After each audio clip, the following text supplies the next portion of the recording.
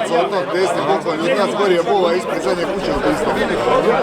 I onda ide se vamo, znači desno ljutaci, ovaj ostaje livim bokom Bisage i ide se desni bokom Maslinjak, desni bokom Vrbošnjak i nazad se.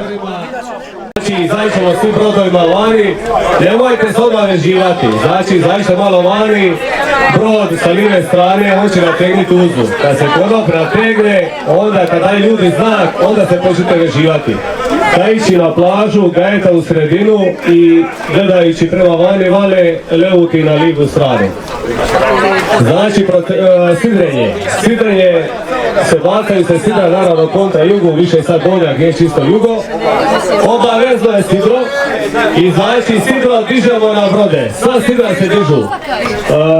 Vodit ćemo, kontrolirat ćemo malo situaciju da ne bude žalbi, nisam moga zapele, znači ljudi sidra dižite, nema ostavljanja sidra u more.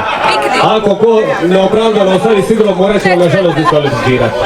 Procedura starta, bit će minuta i nakon toga drugi znak, kad se vežemo, kad se bude bit će znak zvučni signal, truba i nakon toga start, će biti drugi zvučni signal.